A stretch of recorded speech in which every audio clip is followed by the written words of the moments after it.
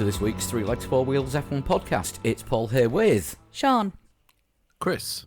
Kieran. We got that one right. I did think about it earlier. I thought went through my mind. I didn't. I was sat with a bowl of popcorn in front of me. Unusual recording time for us. It's Sunday and the race has been over an hour. So we've not really had time to digest everything. But what the bloody hell happened? A lot happened. It was the most eventful Qatar Grand Prix we've had so far. Yes. It's not a big field, but yeah. Number one in a field of three. Yeah. And to be fair, last year's was quite eventful given they weren't allowed to do more than 6 corners without changing their tyres. So yeah, fair enough. Yeah, even Sauber got double points at last year's. Did they? Yeah, I had to look it up. Somebody said when was the last time both Sauber scored points, and as it turned out, it was last year at Qatar. Last time they got double points when they were called Sauber was Mexico 2018. Oh, okay. But they were called Alfa Romeo for the years after that, so it doesn't really count. Yeah. What a mess. One absolute bloody mess. I mean, it didn't start like that. It seemed all a bit calm and normal. Well, no, it started. Well, It started before the race started. They hadn't even got to the grid, and Piastri was under investigation. Oh, and we still don't know what the result of that is, do we? No. He's been summoned. That's all we know. Yeah. Not just that, but it's been a sprint weekend, and of course there's stuff like going over from the sprint, and then in Grand Prix qualifying, the whole thing with Verstappen being dropped 1 grid place, which is not a penalty I've ever seen being given before. I can't call to mind when a 1-place penalty has been given. Yeah. When I first saw the incident, I think it was Kieran. I think you brought it to our attention on our chat group. I then watched it and I was like, oh yeah, no, that's a 3-place grid penalty, slam dunk. It then transpired Russell wasn't even on a fast lap. He was on a prep lap. So, I mean, reading the FIA's document on that is contradictory.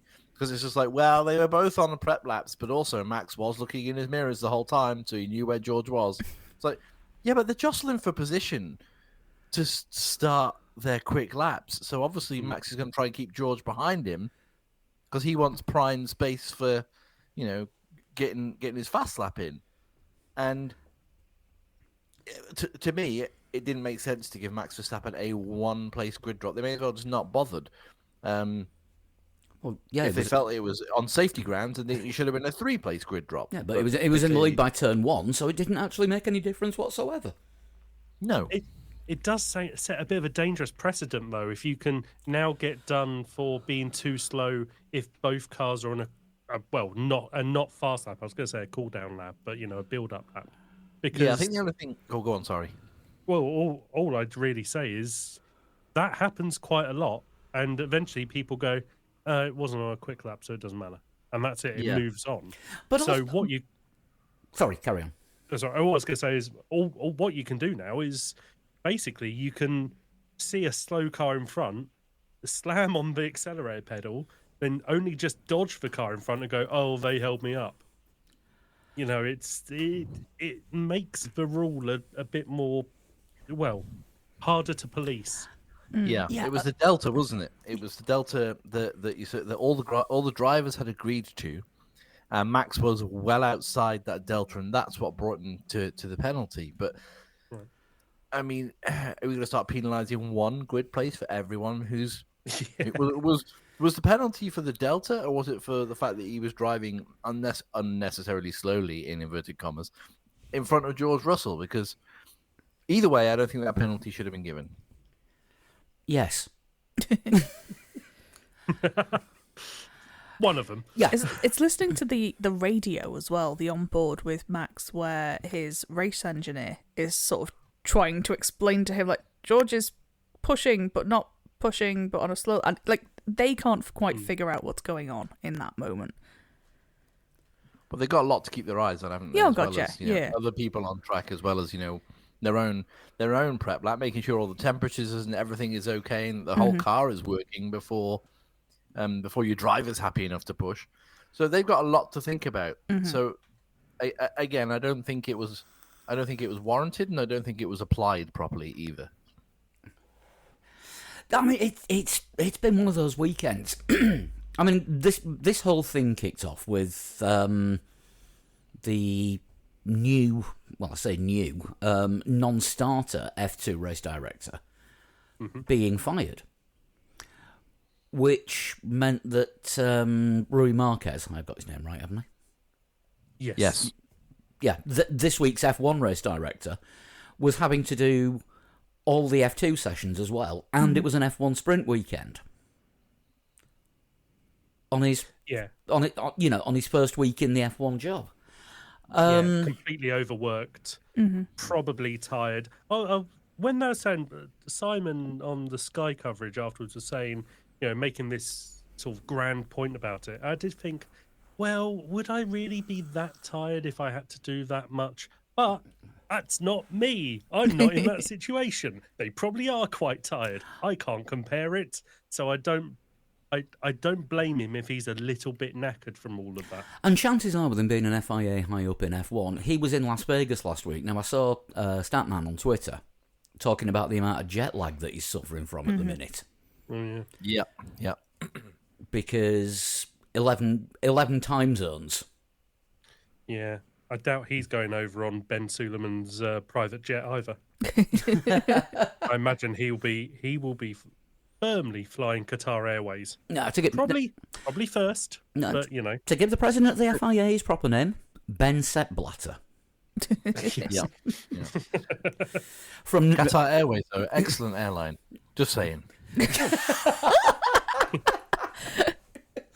Are you personally sponsored by them, or? No, I've used that was the airline I was flying when. Now I saw the question when I decided to remove my tracksuit bottoms and put jeans on towards the end of the flight. I was flying Qatar Airways from Doha, incidentally. Your tracksuit bottoms have raised quite a few questions on our Discord. Well, the thing is, when you're getting to a destination and What you're a meeting sentence. and you're meeting people for a long time, meeting a lot of people for the first time. You maybe don't want to look like you've literally just spent the entire night asleep on a plane, despite the fact it's actually been daytime where they are.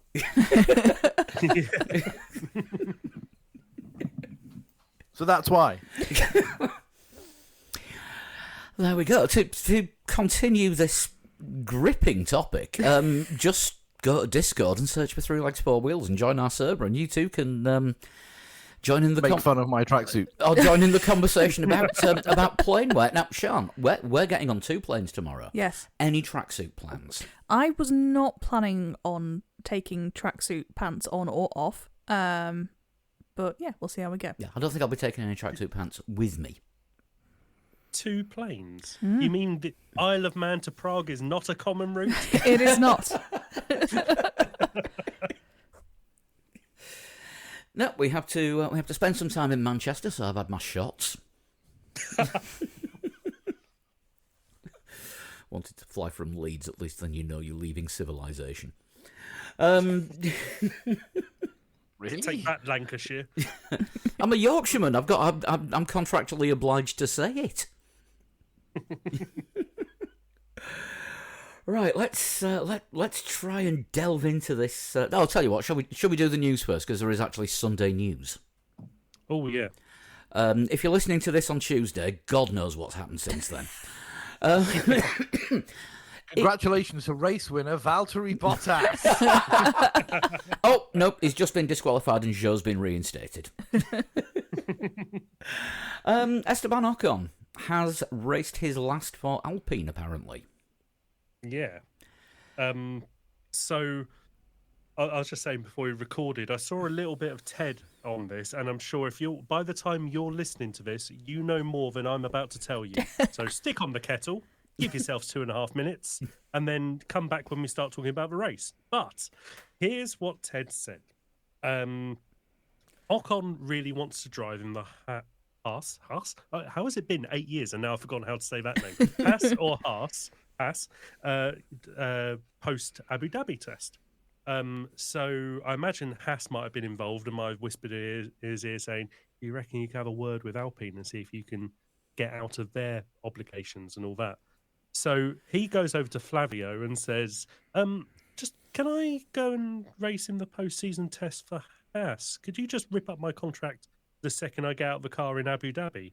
And Flavio had to think about it and went, how about I rip up your contract now? And Ocon went, no, let's not do that. How about after Qatar, we rip up my contract? And apparently that's what's happened. He did the race. He went and spoke to the media. He thanked the team. He said that the race wasn't very good, but obviously because he didn't even make a corner. But he's done his last bit, and now he's off to Haas. So Jack Doohan will allegedly be in the car for Alpine. And welcome back. What a lovely tea you have there. I am just wondering. Right, so we know Bottas has been struggling all season in 23rd place in the 22-driver championship. What if Jack Doohan is really on it with the car and manages to get it in the points, and Bottas ends up getting his 23rd place back? Oh, that is a fantastic point. because it will become a 24-driver situation. Yes. Sargent is waking up on the other side of America right now. He's going, okay, give me the news. Okay, well, you're not 22nd in the championship anymore. All right, where am I going to end up? Well, it could be 24th. But yeah, after the whole will Bottas get 22nd, that Alpine's a point-scoring car. It is. Yeah. In the hands of Pierre Gasly. Yes. I mean, Ocon did get a podium like 2 races ago.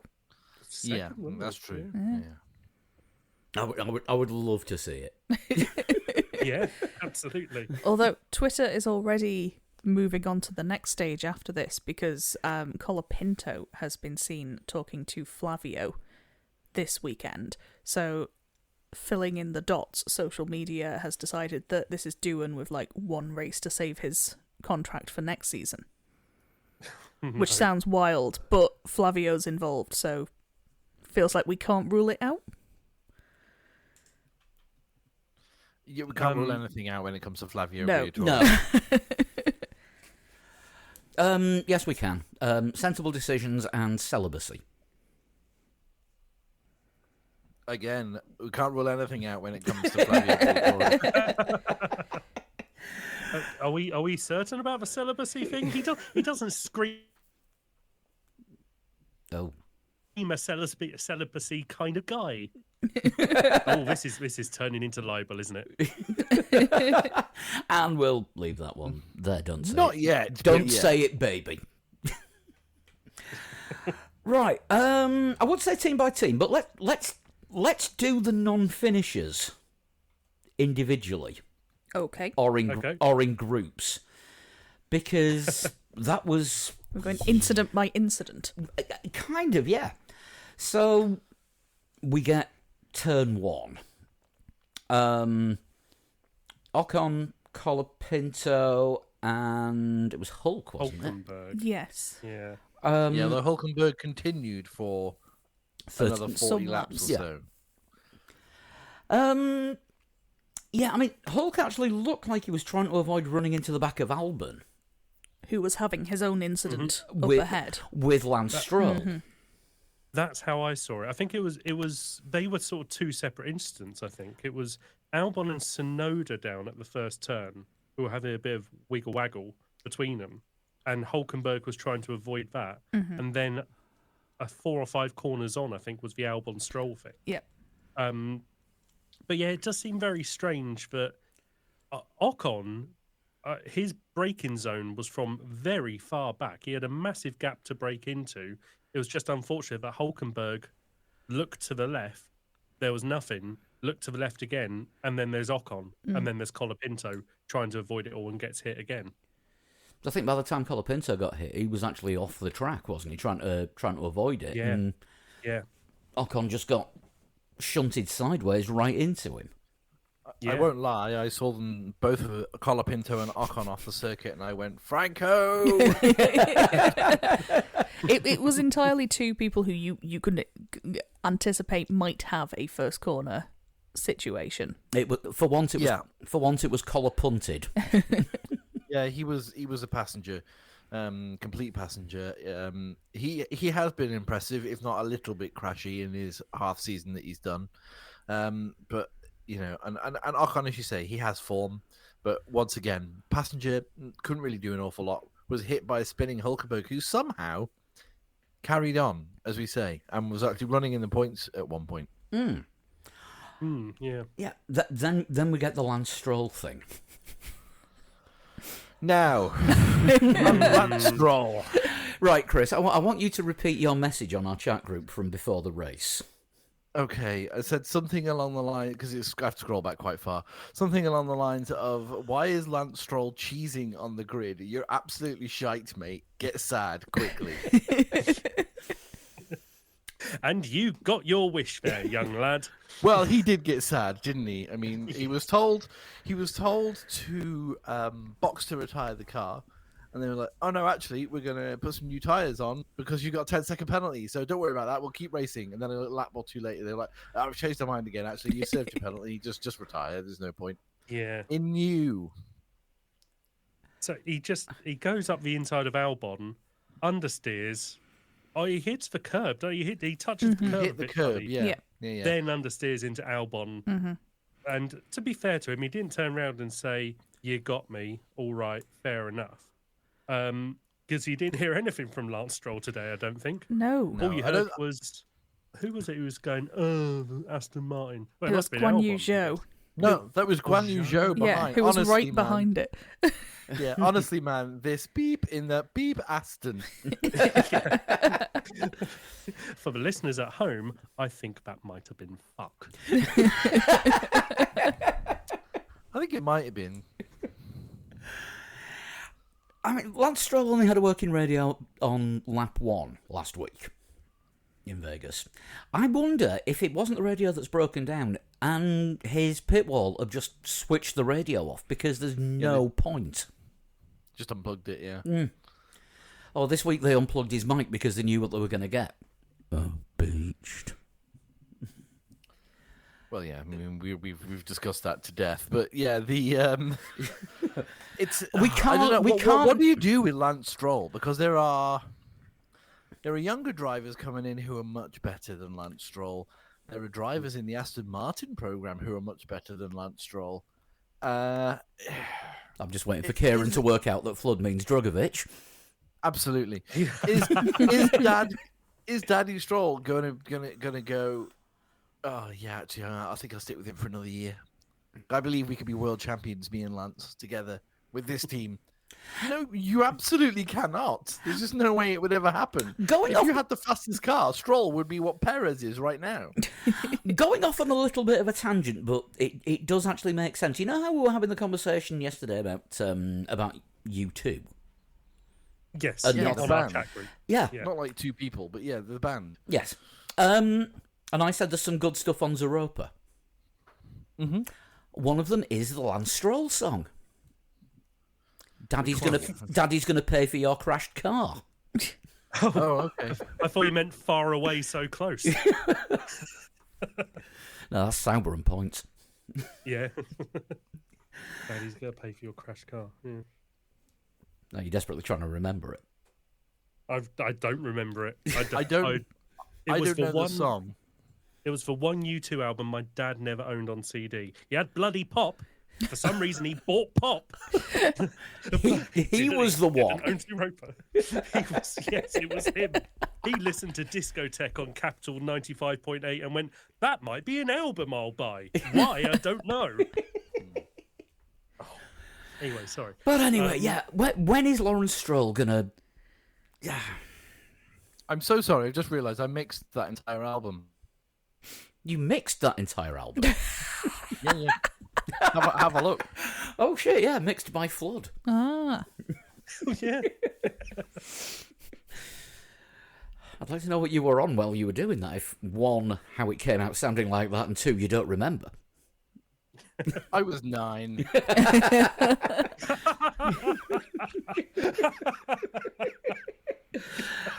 Oh, that Calpol. It's Moorish.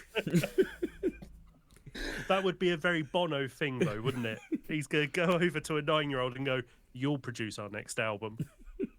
Yeah, And then you sort won't of remember pretentious it. thing he'd do. Yeah. Let's go back to slagging Lance off. But yeah, Why not? When is Lawrence going to, I don't know, get a grip, wise up, realise that the sun doesn't shine out of his son's arse? I do sort of wonder what their relationship is, because, I mean, again, this might be dipping a toe in libel, but Lawrence Stroll doesn't seem like a man who loves his son. Anything. Sounds Loves harsh, anything. But yeah, he doesn't have the personality of... He's not David Behrman, is he? He doesn't have a personality. That will do it. Yeah, to be fair.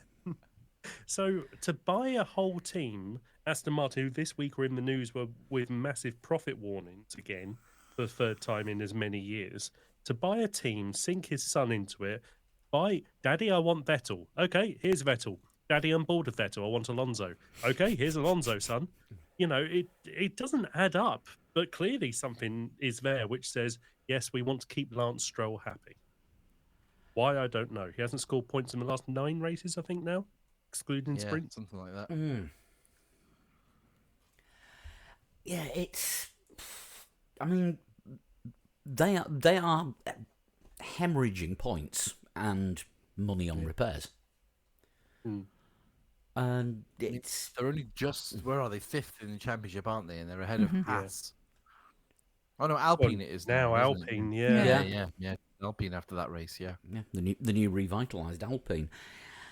You've got to wonder if he has a limit and when it's going to be reached, because I mean the stories coming out of Silverstone is that seat is Lance's for as long as he wants it. Yeah. So how do we make Lance not want his seat? That must be what everybody at Aston Martin is thinking. There was that brief sort of rumour a while back, wasn't there, that he was going to quit and become a tennis player. We did that one last week with Diego Forlan. We did, yes. But I wonder if sort of people just keep like buying him a tennis racket for Christmas. If we mention it every week, maybe it'll happen. Yes. Yeah, and then the week after, telling him which end of it to hold. Oh, right. Another Robinson's fruit and barley. Thanks, Nan. Thanks. Put that on the pile. Butler, on the pile. Yeah, Sweatbands, just you shouldn't have. just subtly switch the Puma sponsorship for the Slazenger logo. Yes. It's the same. It's the same Actually cat, swap his just the other car. way round. But When he goes to the Miami Grand Prix, just accidentally take him to the Miami Open and be like, oh, we've gone to the wrong place, Lance. Or have we? There's Novak Djokovic on the grid going, what's happened?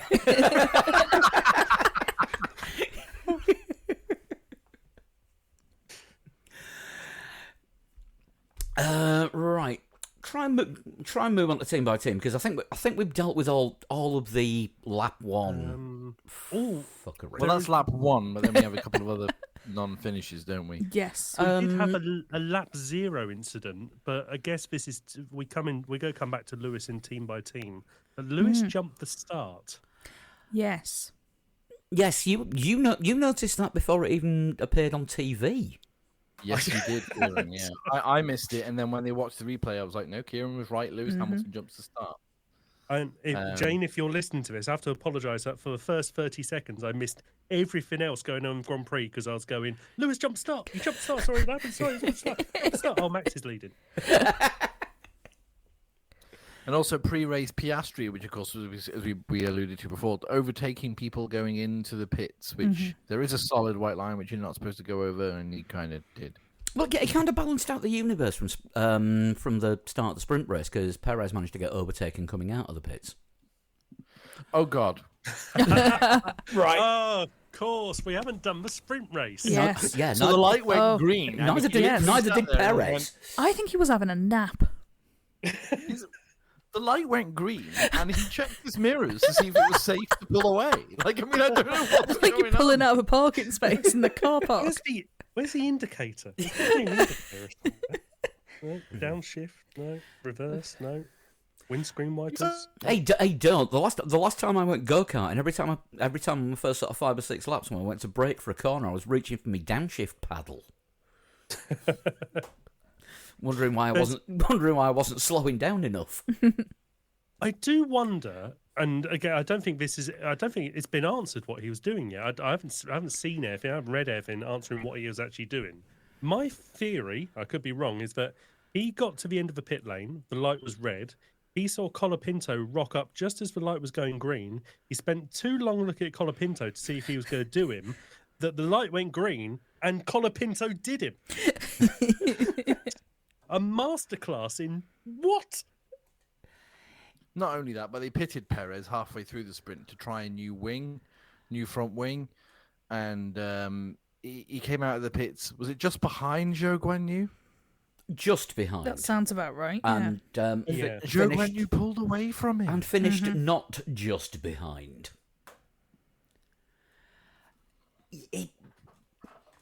He's had a mare of a weekend again. Yeah. He's had a season in general. Yeah. Again, when are they going to pull the trigger? Well, quote from Christian Horner in the post-race interview with, again, Jensen, Simon, Naomi.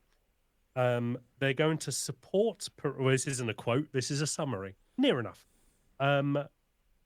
We're going to support Sergio until the checkered flag in Abu Dhabi and leave the decision to Checo to decide what he does with his future. Here is some money, Checo, if you would like to go away. Yes. Can we keep you in Kit Kats for the winter? Oh, that's a point. I must cancel the next order of Japanese ones. Because we've got 2 boxes last month, so we've got plenty. I have just seen talking about things that are happening with people who don't have a clue what they're doing and shouldn't be in the job. An Autosport article that starts a defiant FIA president. Oh, lordy. Oh, no. Has dismissed talk of turmoil within the governing body and told F1 drivers it's none of their business how he runs things. See, that sounds tumultuous just in itself. This is why the GPDA exists. Yes. I've watched the Senna TV show these last... Well, I binge watched it yesterday. The whole thing. It's very, very good. But of course, we forget that the GPDA sort of came back into existence because of all those accidents in 1994, and Senna was already sort of starting to put things together so that there was a Grand Prix Drivers Association. And this is exactly why the Grand Prix Drivers Association exists, because they do hold the power. And they have done it before. And if they decide they're not racing somewhere, like Jackie Stewart did with the was it Nürburgring? I think they decided not to race at. Yeah. Then they don't race. And guess what? If you don't race, you haven't got business. You haven't got a job, MBS. So ball is literally in your court. Unfortunately, Lance Stroll doesn't have a tennis racket yet. I also just want to share this new photo they've released on him on our chat. And I just want to know your thoughts, and if you agree with MBS. Yeah, and if you agree with me that is he turning into Alan Sugar? I was about to say That is a bit of an Alan Sugar vibe, isn't it? You're fired. Maybe that's You're what fired. it's an apprentice The to whole find damn ring's a new race director. Yeah. Because you can't order them from Amazon. I mean, you probably can. I know we went through this already. We Yeah. did this, didn't we? Yeah. Yeah. But Ben Seppblatter is just he's ruining motorsport, and it's not just F1. He's just screwing everything up. I see that Niels Bitic has gone back to the GT World Challenge. Welcome back as their race director with open So they arms. seem to have found an opening for him very quickly when he became available, which is surprising since he was fired. It's like not an FIA sanctioned championship. Uh-huh. Oh. I think it's FIA. I think it's FIA affiliated, but I think the only difference is the winner can't call themselves a world champion Something like that. because the WEC has got the rights to the world title for GT racing. Okay, all right. And yet, in the NFL, they have the gall to call themselves world champions, where it's only played in one country. Well, the games are in several countries. It's just all the teams are in one country. That's a good point. Just remind me again, what does the NFL stand for? National Football League. Oh, yeah, that's right, yeah. Oh, yeah. It's not the IFL. No, it isn't. So when someone wins Miss Universe, well, hold up, we haven't checked out the talent on Jupiter. Can we hold off until we get to Mars at least? Does that mean Omicron Persei 8 wants an entry. I've seen enough Futurama to know it's possible. So yeah, MBS is it's going to be all out war between him and the drivers over the winter and into the start of next season, isn't it? Well, he's up for re-election next year, isn't he? Yes. Mm-hmm. And there's another story going around at the moment. Did I share this? I think I did. It was the Times exclusive from the other day. The Times reporting that I'm going to I'll word this very carefully. I believe, allegedly, what the Times said was that the president gets $1.5 million in some sort of presidential expenses sort of thing. Get your private jet washed every so often, that sort of thing. And he basically forego those funds and instead try to fund it to small car clubs around Europe and the Americas, who would all have a vote, coincidentally, in next year's election. So it was seen as, well, I was just doing a charitable thing. I was giving my money over to them.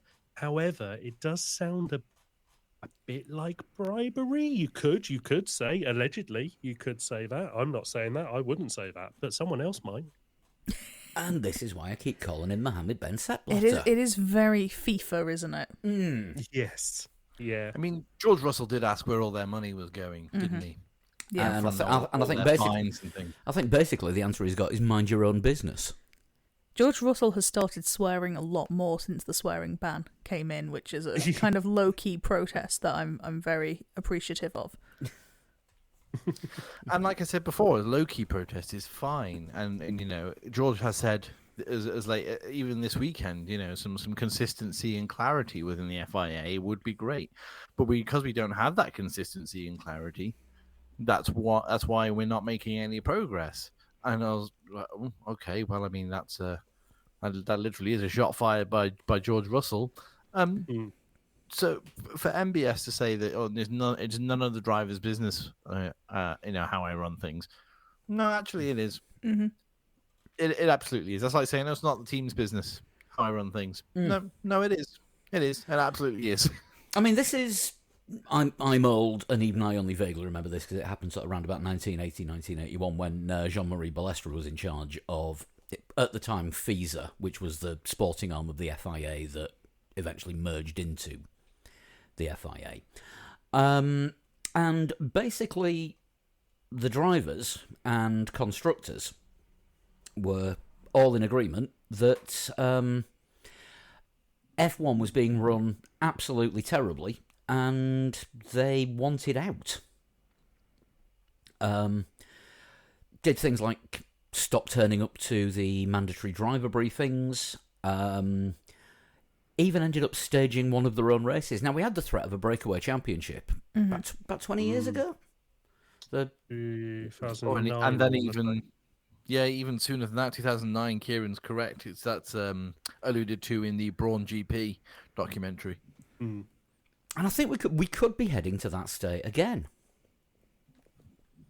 Although I think the issue with the 2009 breakaway was Bernie-related issues.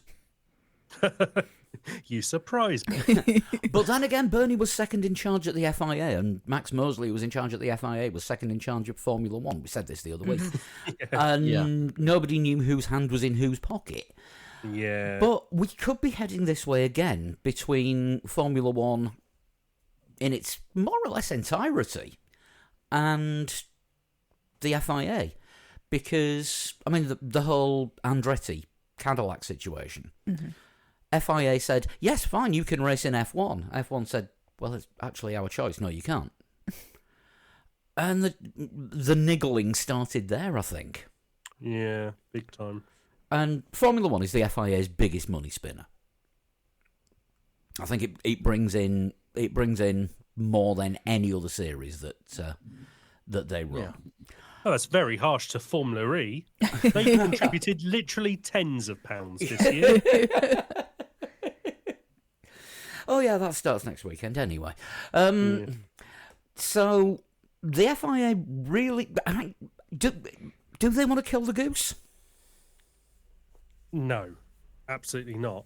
But they've got to be extremely careful about how they tiptoe around the goose, because I think what Ben Suleiman is maybe not got his head around is that it isn't an autocracy where what you say goes and the media will report that and the drivers will believe that. Everyone's entitled to their own opinion, and everyone's entitled to be able to load the line and bring What it is back. happening? Sorry about that. That was my fantasy football tab decided to That was play not NFL helpful. highlights. Oh, I didn't hear that. Oh, I heard it, but let's move on.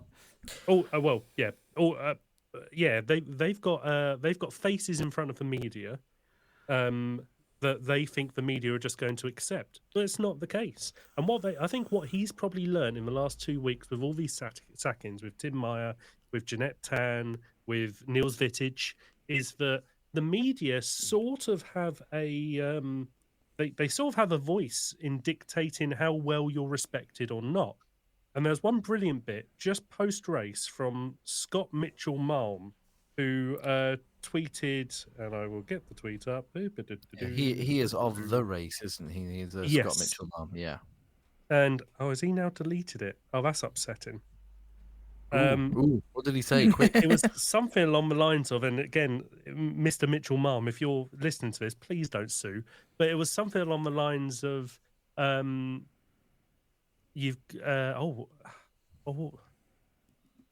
was it? Oh, I can't remember. Anyway, he tweeted basically saying you've got to understand that running the FIA is very difficult, a lot more difficult than say driving a straight line in Dubai in 2009. And they shared the clip, which I think Chris you shared on the chat group the other day, of the 2009 Renault in his hands, in Ben Suleiman's hands, trying to do a straight line test and pummeling straight into the wall. Yes. Yeah. It's disappointing that tweet's been deleted. I enjoyed that earlier. I think he's been told to take that down or lose accreditation. Yes. Maybe, possibly. But yeah, it's. I think the fallout of what's happening with Ben Sulayem firing all these people, so much upheaval and uncertainty around stewarding and just generally how the sport is run at the moment from the FIA side, has caused some of the issues that have happened during this race. Yeah, totally. Yeah, because with, I mean, I can't remember a race with so many penalties over the last sort of 2-3 years. Well, there've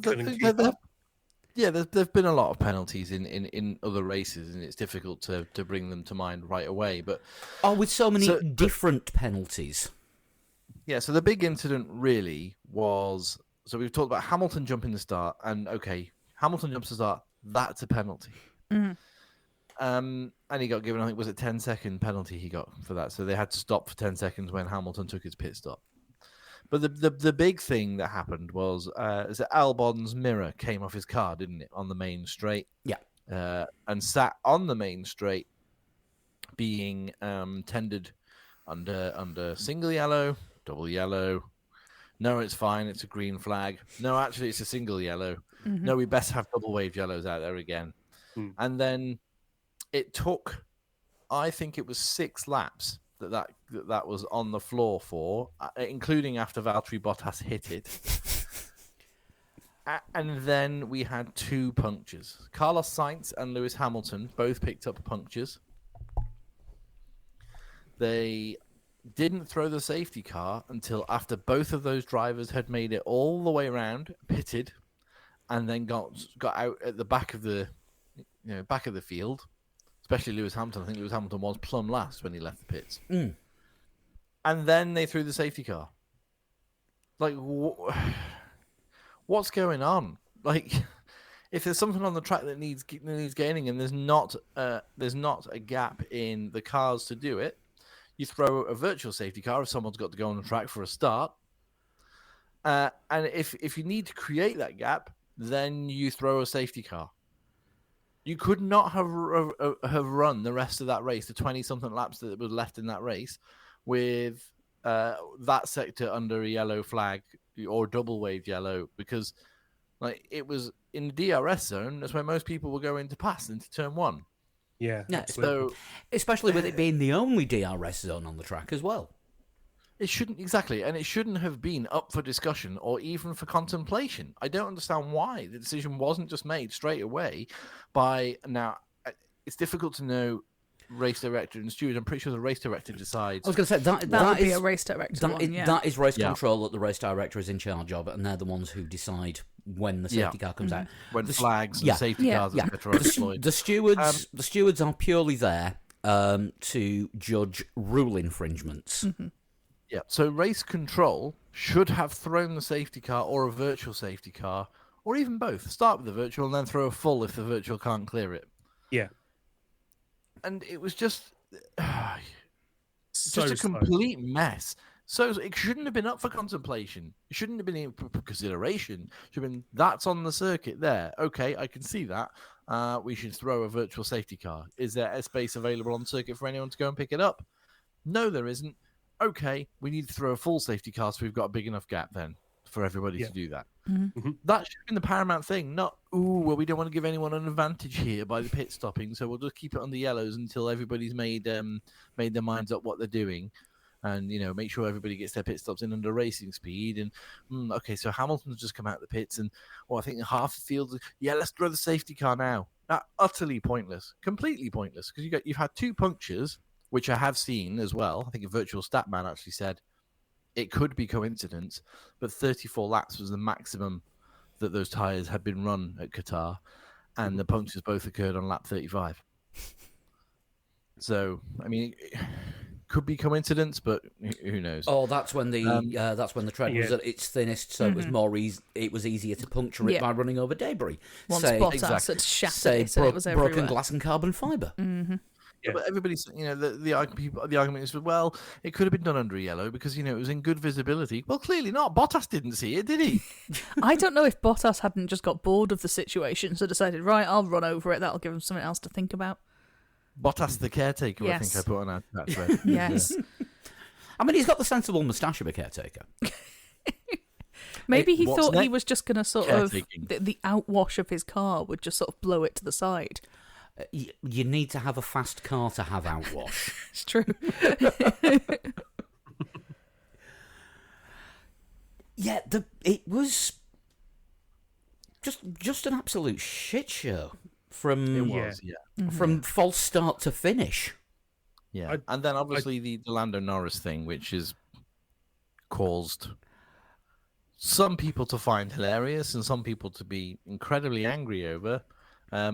As soon as I noticed that Lando Nope, he's disappeared. not slowed down, another world. Oh, you may have to say that again, Chris. You still there? Hey, you're listening to Three Legs, Four Wheels. We'll be back with you in a moment. Sudden jump cut until Chris returns. And back from the jump cut. Okay, so we had the Lando Norris thing, didn't we, as well, with the penalty that he got, and as soon as he went through that yellow flag and didn't lift, I knew that he was going to get a penalty. I was like, that's a slam dunk penalty. You can't do that. But I think I and a lot of other people were expecting it to be maybe 5 seconds added onto his race time, maybe 10 at a push. For it to be a 10-second stop-go penalty, I think there's only one more severe penalty. I think a 30-second stop-go is the most severe penalty you can have before you're disqualified. Oh, I didn't think the 30-second existed anymore, and it was Maybe it doesn't. it was straight disqualification after that. I think the 30 is that given in replacement of a stop go after the race. Possibly. So Yeah, there's definitely a 30-second time penalty. I thought I it went think Lewis 5. Hamilton had a 30-second stop-go penalty when he entered the closed pit lane at Monza a few years ago, which was Yes. which is the most they could possibly give him without disqualifying him from the race. It's that. Did he? I thought he actually took a stop go for that, didn't he? Yeah, it was a 30-second, I think, stop-go penalty. I think it was. Let me. I'll double check that now whilst everybody else carries on the discussion. But I was expecting the penalty to be, maybe 10 seconds. And thought, well, that's going to hurt their that's going to hurt their chances a little bit of getting the points to secure the title today. But fair enough. A penalty is coming his way anyway, and they're like, it's a 10-second stop-go. And when you think of all of the things that have happened this year in Formula One. Mm-hmm. Oh yeah! All of the far more dangerous things that have happened in Formula One, and they didn't get stop-go penalties. And okay, it's a safety issue. I understand that, but at the same time, was that worthy of a 10-second stop-go penalty? I mean, if it's written into the rules, it's written into the rules, and that's fair enough. But that seemed overly harsh to me. Mm-hmm. You've basically said all my thoughts there. There's nothing I can really add to that. I was shocked, angry. I think the pitch of my voice went up every single time I flashed back at the graphic at the top. A stop go, a stop go. So yeah, I if it's in the rules, then fine. I will accept that. But I don't remember speeding under double yellows being a stop go before. That's because we've seen so few stop goes in recent years. The last one was at Imola. Oh, what was that for? Albon, where he came back in with his front right loose. Oh, okay. He came back out. Right, the 30 seconds is if you get a stop go penalty in the last 5 laps of the race. So it's a straight time penalty. That's a straight time penalty. Yeah. Anything more egregious after a stop-go penalty is disqualification. Yeah, and there's... I always thought there was grades, and it was 5, 10, drive-through, stop-go after a race, get out the car, and that being the black flag being the worst one. But even... It's not even just the Lando thing. The one I found potentially stranger than the Lando one is the Lewis one, the speeding in the pit lane. Now, if you've already got a 5-second penalty, I thought it was for the second offence for the same crime, you then get a 10-second. So he's already got 5 seconds for the jump start. I thought then for speeding in the pit lane, you get 10 seconds. But they jumped straight to drive-through penalty. And how many... there was that race 2 years ago, I think. It might have been 3 years ago now, where Ocon racked up 5 penalties during the race. None of those were drive-through, but they were of similar thing. They were speeding in the pit lane and that sort of stuff. So I don't get where that drive-throughs come from for Lewis. That just seems strange. Yeah, Lewis Hamilton did get a 10-second stop go at Monza 21, so it wasn't 30. It was a 10-second stop go. Okay. Would that have been for the Max coming Sorry, together? 2020 it was. No, it was 2020, not 21. 21 was when he came together with Max. 2020 That's when he entered the closed pit lane. Yeah, when Magnussen conked out. Yeah.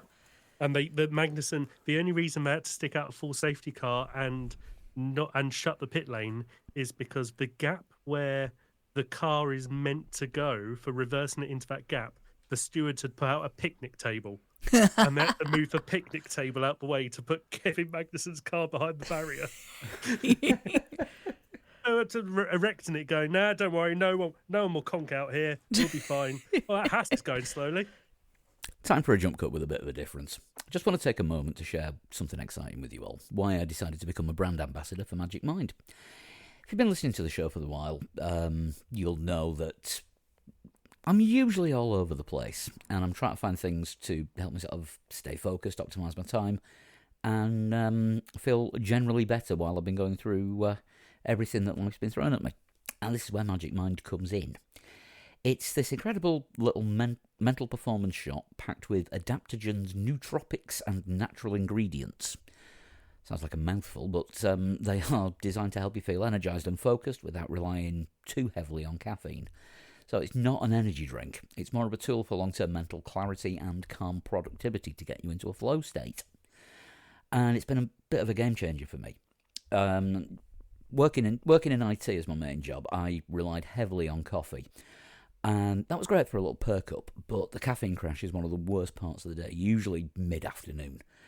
and I was finding it really hard to maintain focus during the day, especially when I needed to do something creative, like writing code or just get anything done. So when I discovered Magic Mind, I was a little bit sceptical about it at first, as most people would be, but within a week of using it, I actually noticed that I felt better in the morning. I had sharper focus, didn't get the caffeine crashes anymore, and it did help me cut down on coffee. So I became a brand ambassador for Magic Mind, 'cause it's not just a product, it's a solution that fits perfectly with my lifestyle, and it really helps me work smarter rather than harder, and gives me a chance to concentrate on mental well-being. So if you're looking to cut down on caffeine, stay productive, or just feel more in control of your day, I can't recommend this stuff enough. So I've organised a special discount code, 20% off on a one-time purchase, or up to 48% off with a subscription. And that brings the price down to under $4 a bottle. All you got to do is go to magicmind.com/wheelst20. Like I say, it's 20% if you're just doing a one-time trial, and up to 48% off for a subscription. You can also enter the code at the checkout on their site, magicmind.com, and that is WheelsLT20. Give it a go, let us know what you think, and here endeth the jump cut. I do wonder, with the Norris penalty, we know they looked at that because Max flagged it on the radio and Red Bull rates it. I wonder whether they then checked everyone else in that yellow flag sector to see if they slowed as well, if Norris was the only one, or was he only looked at because someone complained about it? So this is another thing that seems very strange by the FIA, and this is Chris, you were alluding to the fact that it was a double yellow, then it was a single yellow, and then it was green, and then it was a single yellow again. The situation hadn't changed. The wing mirror hadn't grown legs and started dancing across the track. It was still in the same place as when the double waved yellow was out. So why is it? It's a double wave yellow for 10 seconds. In that time, Max and Lando have gone through it. By the time it comes to Leclerc and Piastri, it's a single yellow. And then eventually it's been Bottased, and now it's 100 different pieces, and it's not even a yellow flag then. It's just a slippery service flag. So Yeah. It's race control again, isn't it? yeah, complete mess up on their front. Nothing changed in that situation. It was still there. If it was a double wave yellow, it should have constantly been a double wave yellow. But what should have happened is they should have brought out the safety car the second that they realised you can't overtake down there. But they left it as single yellow, green, slippery service flag. We'll try them all. We'll blue flag the wing mirror on the track. Let's see if that does anything. Well, I mean, it was about frustrating. It was about to get lapped by Albon, and it fell off his car. So Yeah, that's a good point. So yeah, just a complete and utter. Was it you called it on the chat? Was it you, Chris? A flustercuck. I did, yeah. That's exactly what I said. Yeah, it was a mess. It was a complete mess, and as we said, other messes they came into play because of that mess. If they nope, you've Daleked and disappeared again. Nope, he really has. I'm going to hit pause. That could be. just carry on, it's fine. Yeah, we are carrying on. That's 2 jump cuts. Or 3 for non-patrons. Yeah, I can't remember where we were. It was an absolute flustercuck. Yes, that was it. Yeah, yes. and everything else happened after that because of what they did with the safety car. They should have just thrown it straight away. Yeah, and none of that would have happened. You would have probably still had Lando speeding down there because that was just at the turn of it becoming an issue. But that was it. Also, Albon, that's actually, I say that, I've got something wrong there. Albon was still on the lead lap about 40 seconds up the road. Why was it only a double yellow by the time Max got there? That's a little weird. Well, it was a double yellow after Max passed it because he only saw the flags after he'd passed the last light box on the straight and slowed down. Because they Sky showed a replay of that afterwards. Yeah. Saying that's why he's a 4-time world champion. I just thought he was the fastest driver in the best car. That was why he was a 4-time world champion. Yeah. Do we do the teams? I mean, is the more to pull apart? We've still got the George Russell penalty for what What was it? Unspecified safety car infringement. Apparently it was for Do we know what that is yet? falling more No. than 10 car lengths behind. Oh. Okay. Well, also have a look at the start for that as well, the start procedure, because everybody was more than 10 cars behind Max. Yeah, because this was the mirror safety car, wasn't it, that George got pulled for? Yes, I The think last so. of the safety cars. So another one that falls into the, oh God, if they'd have just brought the safety car out straight away, everyone would have known what they were doing. So, yeah. I mean, it seems we've kind of done Williams because Colapinto didn't. Albon was looking all right at certain points, lost a mirror. Yeah. Right, RB. Lawson in 14th and Yuki in 13th. Yuki had his elbows out this time. And Lawson had a lot of backouts. Yes, who was it he tangled with? I can't remember Was it now. Bottas? It Can't was remember. Bottas. I think it. Or Bottas got affected by it. Yeah, he did. Yeah, they don't. I don't think they actually touched. They got very close though. They just sort of tripped over each other a little bit. Yeah, and also throwing the RBs on soft tyres 10 laps from the end did not pay off. No. Using soft tyres, full stop, did not pay off. I think that's all you can say about I have nothing else to add. No. There isn't really they anything went on- more. They went on soft tyres at the end under the final safety car, and that basically blew their chances because the soft tyres didn't last the 15 laps they needed to. No, they didn't. Same for Albon. Stu Haas next. K-Mag in 9th and Hulk DNFing. K-Mag had his elbows out this weekend. K-Mag's having a very strong sort of finish to the season Yeah. since his race ban. Yeah. Yeah, he's one of my, I would say, top 5 best drivers of the last half of the season, arguably. Since the race ban, definitely, since Azerbaijan. So, yeah, I'd be well into him. Well done. Got beaten by a Sauber, but as a good Sauber this weekend. And again, he was on the, the Sauber was on the hards at the end, wasn't he? But K-Mag didn't look in the middle of a race like he was going to stand a chance at points, and then all of a sudden he was up in 9th. So he's, done well. Good recovery. And impressive from Hulkenberg in the sprint, given that he managed to stay ahead of Verstappen, although we now know that Red Bull treated that as like a test more than an actual race. Yeah, mainly because there was no point racing Perez, as we've already said. Let's do Sauber next. Valtteri Bottas no longer at the bottom of the championship. Yes. Hooray! Until Jack Doohan. Then he's back to 23rd. But ahead of Logan Sargent. Hooray! Oh, wouldn't it be great if Red Bull decided, or Perez decided he didn't want to be in Red Bull anymore, and they brought in Logan Sargent just for the last race to demote Bottas?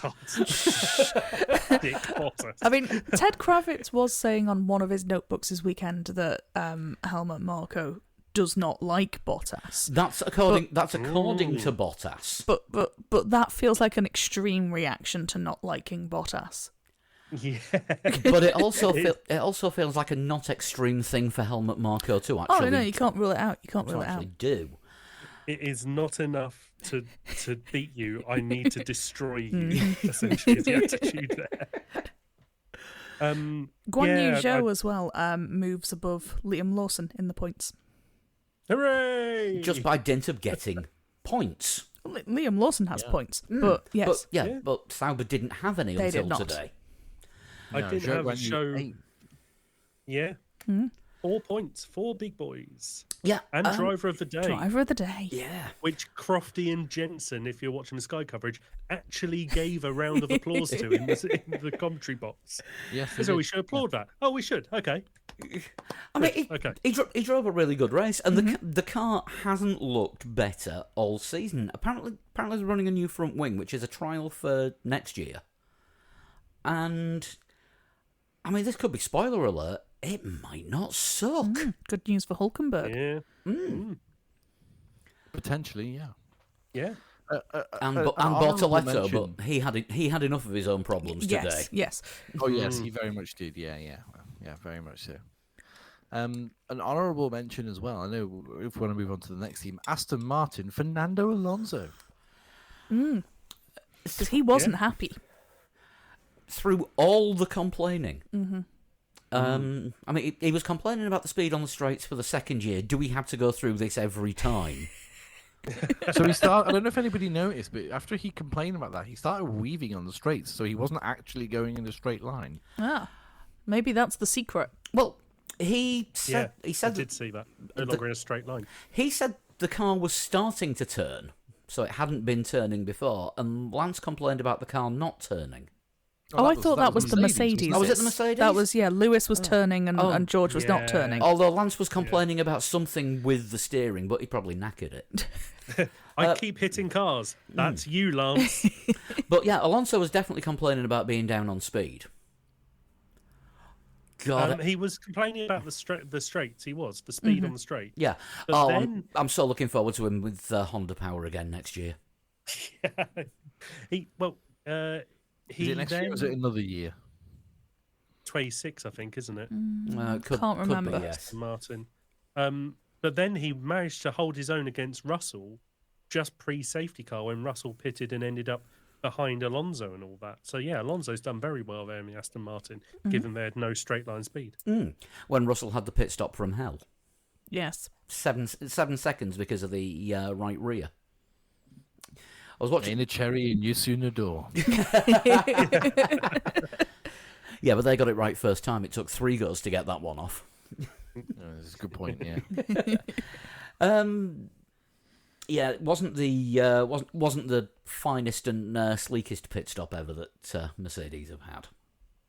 No, but it's No. still 47 hours, 59 minutes, and 53 seconds quicker than Bottas's pit stop. It's true. It's not their worst, is it? I mean, it is going to go some to beat that. But yeah, Alonso did pretty well, I'd say. All right, Alpine, the revitalised Alpine and the revitalised Gasly. Yeah. He had the upgraded car this week, didn't he? So, I mean, that's why his performance, I think, was a little bit better. But I said to Selena after the race, I said, say it quietly, but Pierre Gasly's slowly turning into one of the best drivers on the grid. He is getting good, if you're listening, Gemma. I wonder if it's almost the confidence of knowing that next year he will be the team leader. He's not got Ocon, who I think going into the year everyone sort of thought they might be quite well matched. He will definitely be the more experienced, the older, the sort of the more storied driver of the two of them next year. Yeah.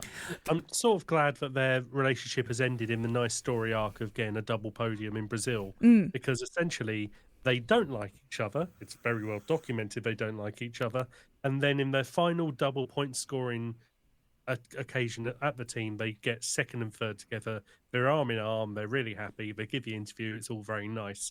They gave all their Ocon's interviews together. Yeah. Yeah. I'm quite happy with that. I'm glad that ended that way. It's like the ending of the predicted Robert Kubica movie that we had, where it finishes with him pulling down the visor on the grid in his comeback F1 race. Yeah, And thankfully, there's no funding for a sequel because it didn't do well at the box office.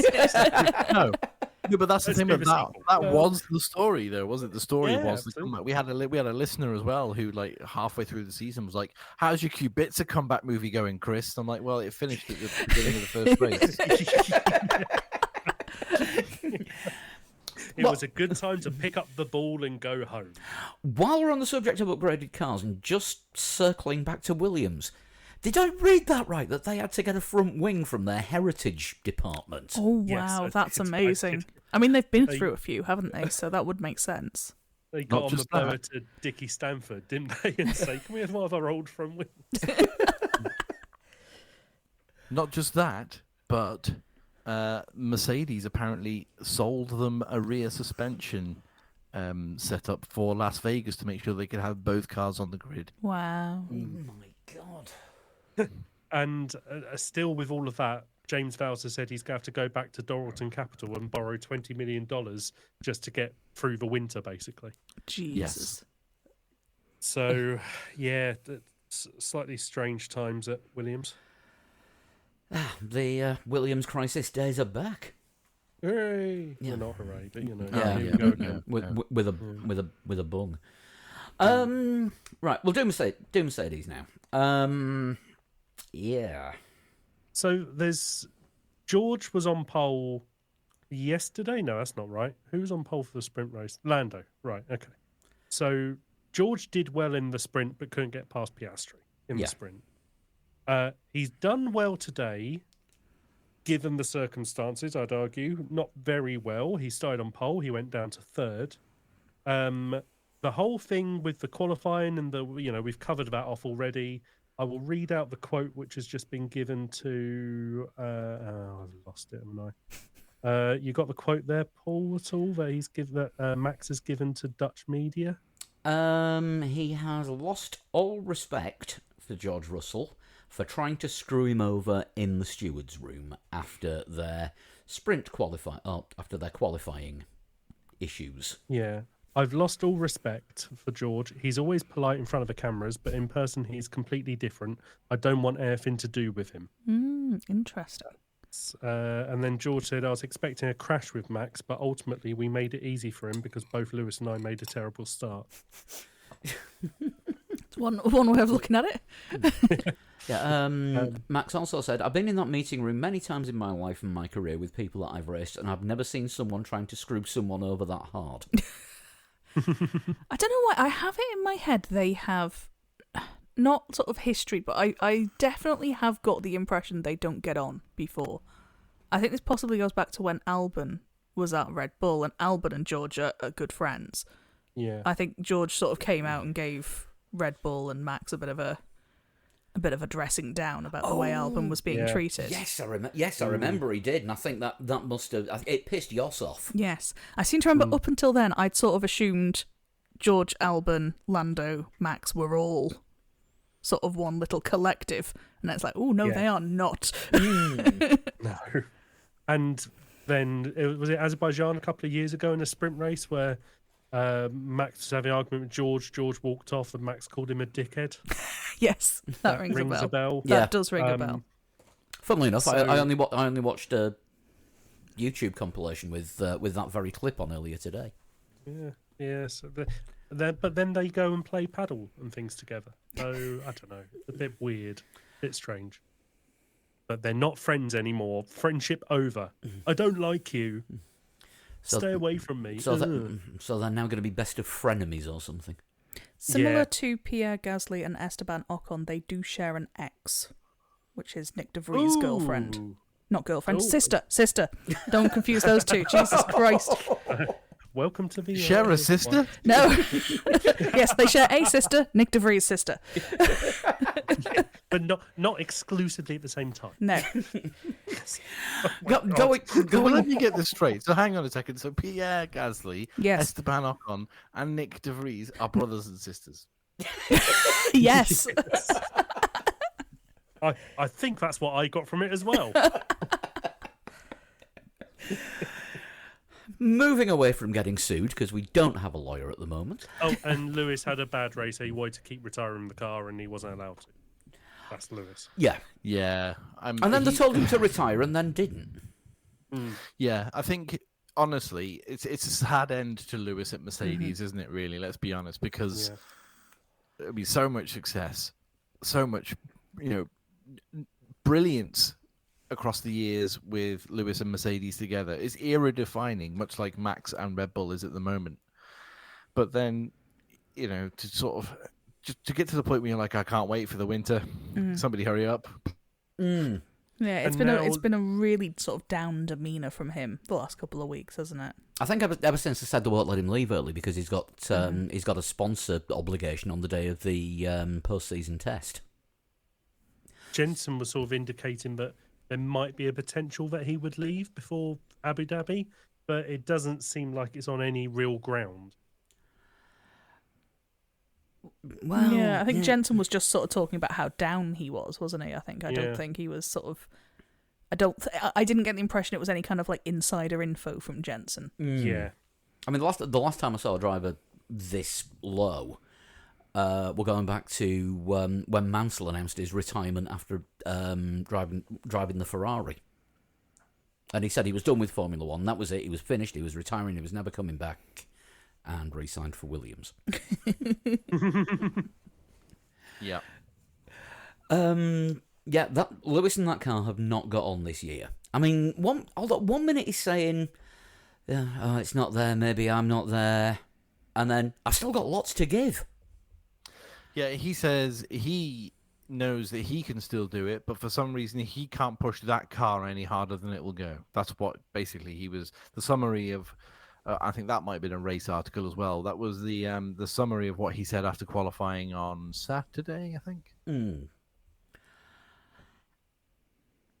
I mean, it's been a terrible season for him. Yeah, it's going to be the lowest finish in the championship that he's ever had. But at the same time, I kind of agree. We spoke about Nigel Mansell. I think he's come up with the thing. He says he thinks Lewis's move to Ferrari is going to be magical. Ferrari are hitting form just at the right time. You want to be in a team that's in form towards the end of a set of rules, so they usually carry that through to the beginning of the next set of rules. So and that could be Ferrari. It could be McLaren, but it could be Ferrari at the moment. They appear to be hitting a rich vein of form, and of course, unfortunately for Sainz, he's out the door, and Lewis is going in. But it could be that Ferrari are on form next year and 26 onwards, and hopefully that will. Obviously, we don't know how many years we've got left of Lewis Hamilton, but hopefully that will sort of reignite his passion for the sport. Because he does sound like sad Fernando at the moment. Yeah. Big time. Yeah, we need them two back in the same team. It'd just be utterly miserable in a grey car. Actually, no, Team Rosberg in a beige car. Ooh. Right, McLaren next. Piastri in third. He stayed out of trouble. Anonymous? It was fairly anonymous, wasn't it? Yeah. We did. I think Could he return to Formula One, and he kind of has returned to Formula One. He won the sprint, sort of, yes, and he finished third in the race. Possibly should have been second. I think he was caught out in one of the safety car restarts with Leclerc behind him, wasn't he? Yeah. There were many. I mean, we've already you've got to be on it, and he just wasn't at that particular point. Yeah. I mean, we've already discussed Lando's penalty. He was doing all right. I definitely don't think he had the pace to win, but he definitely had the pace for second. It was exactly the sort of performance that Perez should be doing. For Yes. Red Bull.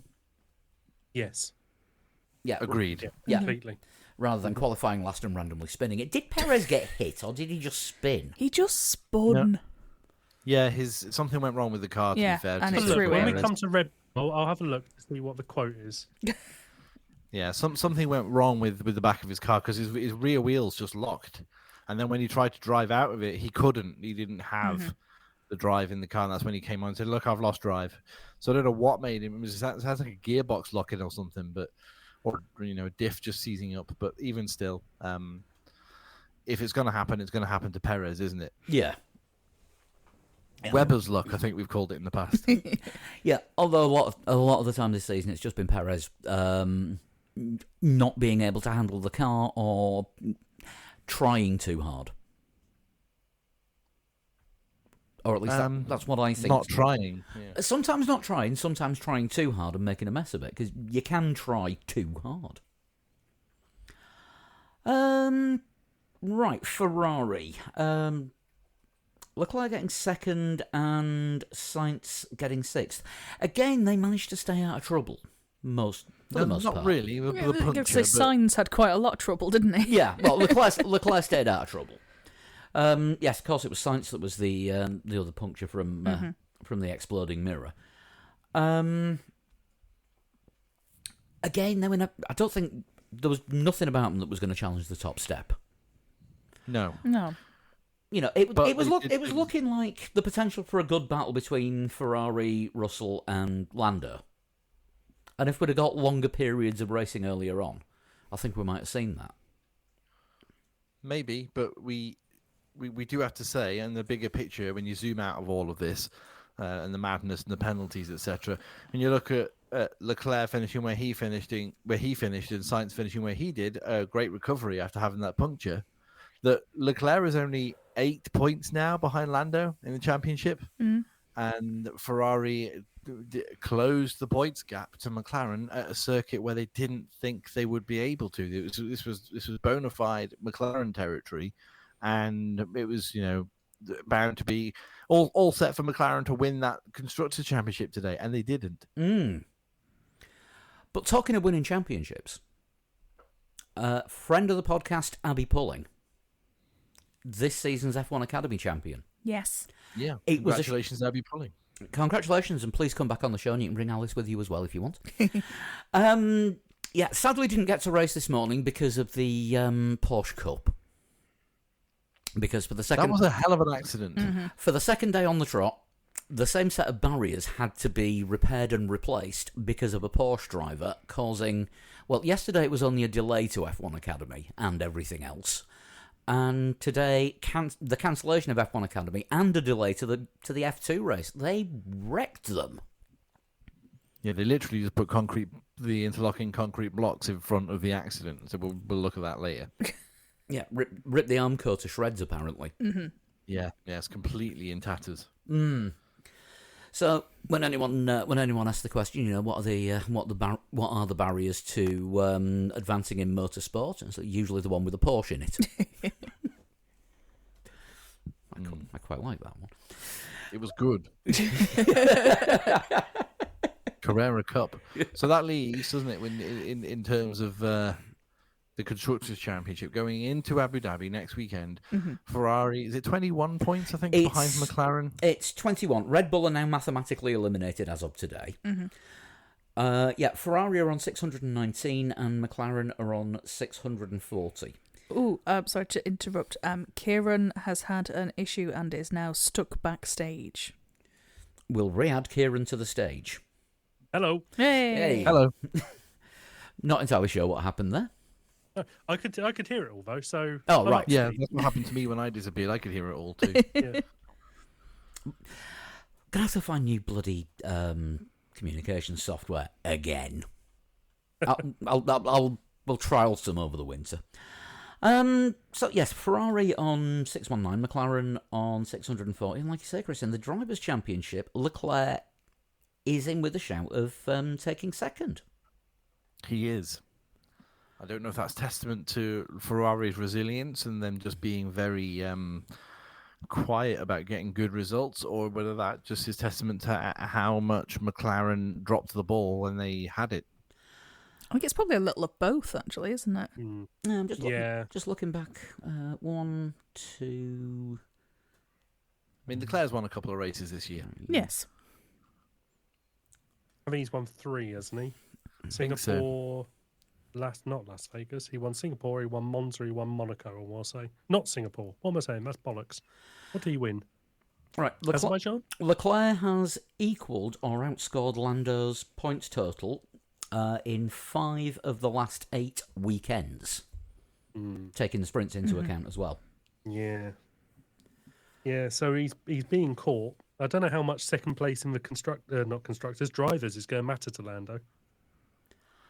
To be first of the losers, really, isn't it? I mean, I think I saw a stat on the TV today that said that Lando Norris has never finished in the top 5 of the Drivers' Championship. No, yeah. So I think he needs it for himself. I think they all need a winter. Everybody needs this winter, don't they? Yeah. Just sort of go away. Except Sauber. Except Sauber, because they've found their mojo. Kota. Well, if they find their mojo just before the winter, they can build on it and come back next year and be like, right, we're doing better this year. I was going to say, Kota was the other race that Leclerc won, I think. Yes. Wasn't it? Yes. So that just leaves us with half of Red Bull, the racing half of Red Bull. Yes. And once again, flawless, fantastic job setting that car up during the sprint. Yeah. Because of the Part Fermi rules, you can mess with the car between the sprint and qualifying. So, after complaining that the car was massively oversteering, he managed to sort. But he and the team managed to sort it out, and the balance was perfect for qualifying and into the race as well. It wasn't quite as runaway as we've seen Max do in the past, but it was still a decent victory for him. He may have been challenged by Lando, I guess, if Lando hadn't had that penalty. But you've got to stay within the rules, and if you don't stay within the rules, you can't fight for the wins. Yeah. Yeah, another World Championship quality drive from Max there. Absolutely, yeah. Very good. Yeah. Yeah, very solid. Clearly, he had a lot of pace on Saturday evening at least. That came out of nowhere, and he's worked with it. Yeah. Yep. So Red Bull are worried about the car for next year. Because they haven't I got would be someone too to if draw I were it. Red Bull. Are they verbally sandbagging? Possibly. With it being that last year of these regulations, most people, I think it's been alluded to as well in the media, that it's going to be an evolution of this year's car. It's not necessarily going to be, a brand new car all throughout. And that's going to be true for most of the teams. So it's not going to be like everything's completely new on it. But they are losing a lot of people, important people to the team. So Adrian Newey's not going to be around. He's going to actually be at Aston Martin from January the 1st he goes, I think. I think so. April the 1st. I was going to say, I think it's in the spring. He's not designing the 25 car, but he'll be designing the 26 car. I see. Yeah, and he'll be on gardening leave now as well, won't he? So it's Yes. just like, we don't want you to see what's going on here, so, please stay out of our garage so that we can work on next year, and you can't steal any of our ideas. As if he 'Cause, of ever course, needs that's to exactly what he's gonna steal do. other people's ideas. Yeah, exactly. I'm sure he has his own ideas. I was going to say, he's not Yeah. worked for McLaren for years. If you want another Sergio Perez stat, which we all do. We love him. Over the past 4 race weekends, Zhou Guanyu, has scored twice as many points as Sergio Perez. Excellent. That's a wonderful stat. That is great. And is it now 43 races or 44 if you include the 44. sprint? Yeah, that 44 Perez has failed since to he- finish ahead of Max Verstappen. Heck. That is it's a great little, I think someone's written it in an iPhone notes where it says, races since you last beat your teammate. And it's, 10 zeros, obviously, because someone has to win the teammate battle every weekend. And it's like Yep. 1, 2, I think Albon or someone is like 5, and then Perez Stroll is 6. 43. Yeah. Yeah, it's like not even close. But he'll sell some Kit Kats in Latin America. yes. You Yep. must remember that. Sorry, I have just seen something come through. No further action on Perez for dangerous driving for driving his car across the track into the path of oncoming cars after he spun. Also, I've just sent a clip to the group which got tweeted before the race of, I don't think it was at this race, it might be at a different race, but Oscar Piastri celebrating with his team, or trying to celebrate. Ben Suleiman gets in his way, and he just shoves Ben Suleiman out the way and just moves him out the way, which is slightly amusing. But I want to add the Perez bit in, that the cameraman is following Piastri as he shoves Ben Suleiman out the way. Perez is just trying to walk into his place, and this cameraman's just pushed him out the way, like using his camera as the weapon to cattle prod Perez out of the way. Yeah, get out of my way, Ben Suleiman. Yeah. No, Ben Settblatter. Let's get it right. Yes. Yes, the FIFA IA. Yeah. Or Don't somebody you have is, the power to end a podcast? Is that something they can do? I don't know. I don't know if he's got the power to end a podcast, but we want a pack to go on holiday tomorrow, so I'm going to use my power to end this podcast. Yes. And say, fair. What a segue. good, wasn't it? If you want to get in touch, then Ooh, 3legs4wheels.com is the website. sorry to delay. Kieran's you forgotten further a something. second. Shall we do some? I mean, we know what wankers are. Shall we do some rock stars? Oh, Rockstars and Wanker. Damn, I was too concerned with getting a good segue in. Sorry. Oh, Speaking Max, of Ben Suleiman, Rockstar. rock stars and wankers. Rockstar, Max. Yes. Yeah. Yes. Guan Yu Ferrari, Zhou. Rockstars. Yeah. Sure. Guan Yu Zhou. Sauber in general, because Bottas still got 11th. Yes, Fernando Alonso, Rockstar. Yeah. The Qatar circuit, is it good enough for Rockstar? I'm not sure. I think it was just a bit of a wacky situation. Yeah, I'm still. I don't know. Yeah. I mean, they were supposed to do a street circuit in Doha, weren't they? Then they changed their mind. I mean, actually, we'll just keep it at that circuit, seeing as it's already there. I mean, the thing is, it's a good bike circuit, but that doesn't always make for a good car circuit. No. Yeah, Monaco's not a good bike circuit. It's not very much a good car circuit, I'd argue, actually. Other Wankers. I was gonna say, do we have Everyone else? Do we have any other rock stars? I'm gonna say K-Mag. Yeah. Yes. Yeah, I'll give you that. Absolutely. Yeah. Right, wankers. Here we go. Right. Everyone else. The FIA. Yes. Yes. On multiple levels as well. Yeah. We're calling Abby pulling a rock star as well this weekend. Of course. Yes. Yep. Oh, can I name John Bennett, who you may not have heard of? Yes. John Yes, Bennett in you the can name John F2 Bennett. race. He And also Bogdanovic as well. So there's 4 or 5 new drivers in the F2 this weekend. Yes. Bogdanovic qualified 4th on his first round. John Bennett didn't. I think he qualified 19th or something. He's come straight from GB3, which Abby Pullen will look forward to next year. Ugh. He's coming straight from GB3, British F3, into F2. He was a lap down at the start of the race, and he finished 8th. Excellent. Oh yeah, he stalled on the line, didn't he? And Yes. took, I think we had to pull him into the pits and started from Lost there. the and lap. Lost the lap, and he was well down. But yes, no, I was impressed by that. Right, definite wankers. So we've got the FIA. I'll say the FIA again. Okay. Stroll. Yeah. Stroll seems reasonable. Yeah. Saturday Perez. Can we have Sunday? Yes. Can we have Sunday Perez as well then? He was doing okay on Sunday until he wasn't. Until the card out on him. Definitely Saturday. Or Saturday up to the start of qualifying, because he didn't do bad in qualifying. We were all surprised when he got out of both Q1 and Q2. Still out-qualified by Alonso. But yeah, better. Much better. Albon's mirror? Sort of a Gene Simmons, that. I'd argue. Made it exciting. Overworked award of the weekend has to go to Bernd Maylander. Yeah. Because Oh, well, I'd argue Rui Marquez. Yes. yes. Now I would also say Rui Marquez is overworked. I'm But hesitant. Mylander just getting some pay in, because let's be honest, we went like 9 races without using him earlier. So Yeah, I'm hesitant to call Rui Marquez anything apart from overworked, because it was his first one and it was a difficult couple of days. Yeah, I agree. So instead of calling Rui Marquez a wanker, I'm going to go for MBS. Yeah. I don't disagree with that. I don't think many people can.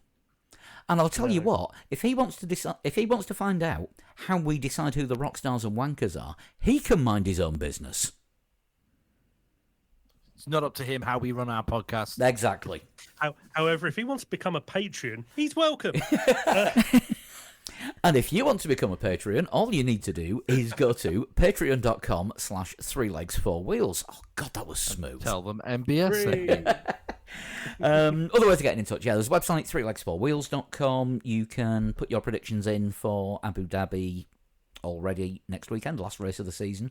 The prediction league, it's a bit tight between 3 or 4 people. And Not me. I was going to say, It's awful. Kieran isn't one of them. It's such a shame. Every year I go, I'm going to be all right at this. And then at the end of the year, I go, I must have been good at 37th. If you want to get in touch, it's 3legs4wheels on just about all the socials except Blue Sky, where we're actually 3legs4wheels.com, and our individual social handles are... At Sean Cowper. I'm at Flood21. at Kieran is boring. And I'm at Pablo100. Right, we will be back with a roundup of the last race of the season. I was going to say this year's gone quick, but it bloody hasn't. Then again, we've hardly done any shows. We'll be back with the 24th race of an incredibly long season. And if anyone's in Prague this week, we'll see you for a pint. Get in touch. All right, we'll see you soon. Bye-bye. Bye. Bye.